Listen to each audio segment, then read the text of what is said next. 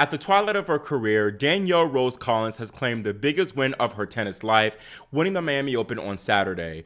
Collins defeated 4th seed Elena Rybakina 7-5, 6-3 to notch her maiden WTA 1000 title. Danielle made history by becoming the lowest ranked Miami Women's Champion. Full disclosure, I am a bit of a Collins fan, so I guess you can say I was kind of happy with the win. No.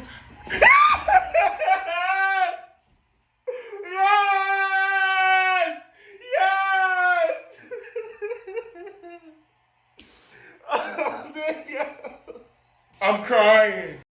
Oh my gosh. Hi, my name is Christian Bassnight and welcome back to my YouTube channel. I'm gonna kind of give a more simplified post-match recap than I normally do for this one. It was a typical Rybakina Collins showdown and we saw a lot of strong duels from the baseline. However, the biggest deciding factor in this entire match was Collins' clutchness and Rybakina's lack of clutchness. Rybakina really could have won this match in straight sets, honestly speaking, but she let so many opportunities slip by. She honestly was the better player for much of the opening set. After facing a break point in her very first service game, the Cossack breezed through her following service games, barely even dropping points. Collins, meanwhile, had to claw her way out of trouble, especially at 3-all when she faced 4 break points. However, as we see throughout this entire final, Collins brought her best tennis whenever her back was against the wall. She saved those break points with an ace followed by a solid serve, which Rybakina failed to get back in play. Collins saved the 3rd break point with a strong 1-2 punch, and she escaped the 4th thanks to a missed backhand return from Rybakina. At 5-all, Rybakina had another break opportunity, but she didn't really do much wrong here. Collins just took advantage of a mid-court reply from the 4th seed to crack a backhand winner down the line. That missed opportunity was likely the straw that broke the camel's back in that first set, as the following game, Collins took advantage of some more second serve looks and errant shots from Rybakina's racket to seal the opener exactly 1 hour on the dot. Watching this, it really reminded me a lot of last month's Doha final, which Elena headlined in. She faced against Iga Swiatek, and she led 4-1 in the first set and had multiple set points, but was unable to capitalize, and she kind of slowly withered away in that one.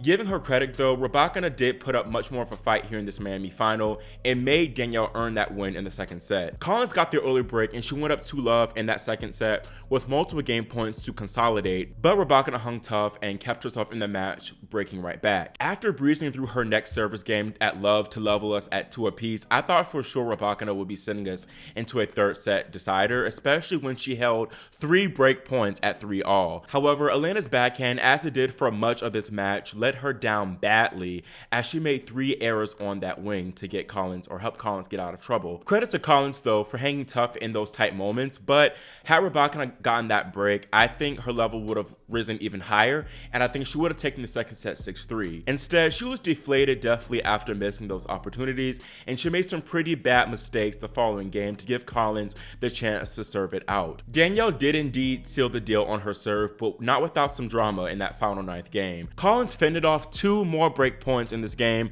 thanks to a fumbled backhand second serve return from Rybakina, followed by a forehand error on her second break opportunity. Danielle needed 4 championship points before ending it with her 24th winner, fittingly a backhand cross court. This match was honestly a lot closer than what the scoreline entailed. Both women were pretty even with their win at the unforced error count. However, the big outlier here was Rybakina's fumbled opportunities.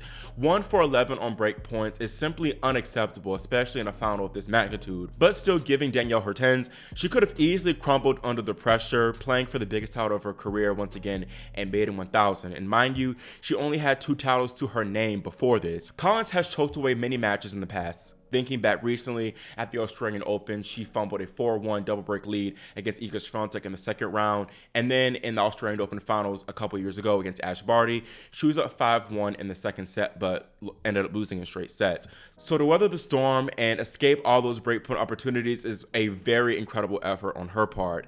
As I predicted in my preview, the crowd was a major deciding factor in this outcome. I'm not sure if Danielle would have saved all those break points and ultimately win the match in straight sets especially, if it weren't for the crowd, her home crowd boosting her up and cheering her on whenever she did face those, tough moments. Collins said herself that she's never had that type of level of support before. She's been on the receiving end of it, most notably the Australian Open final when she played against Ash Barty, the home crowd favorite. But here in Miami, basically all of Hard Rock Stadium was on her side, which was beautiful to see. Danielle said that having the crowd behind her back was like playing in front of thousands of her best friends. Now, talking about the sentimental aspects of this, Danielle winning her biggest title in Miami is very special for multiple reasons. First, as she said in her acceptance speech, she grew up dreaming of even playing here in her home state.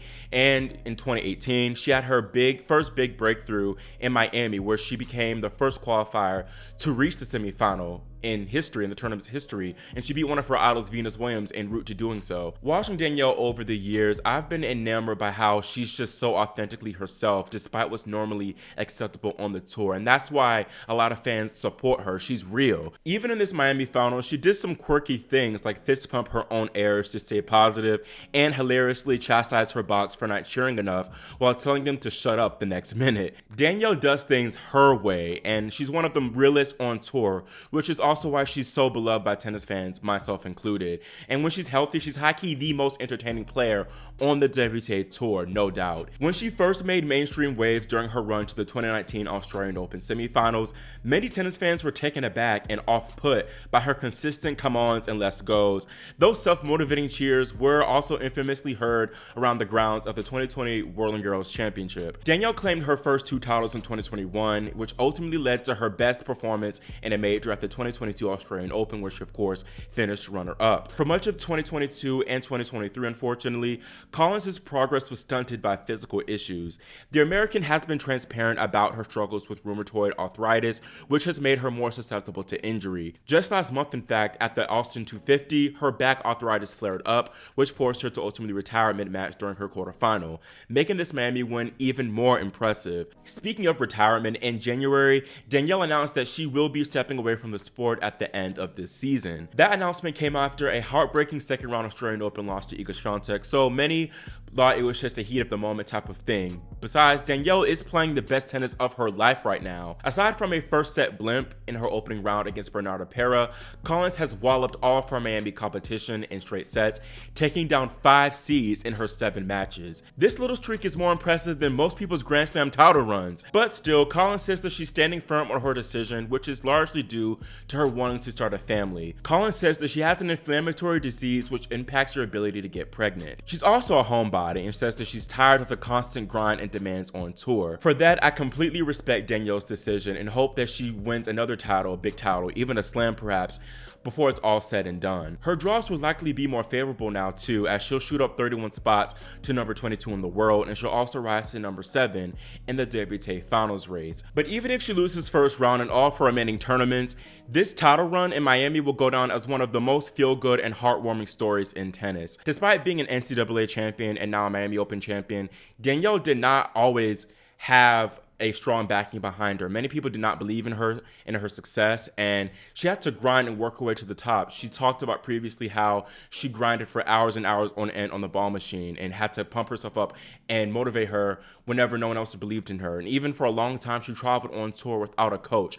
That goes to show you just how much self-belief and desire, determination she has to go from that to now at the top of the sport and competing for these big titles. And of course, her mental fortitude and having trust and faith in her game, despite the many ups and downs of her career that she's faced, is just unbelievable and utterly inspiring. Congratulations, Danielle. I love you.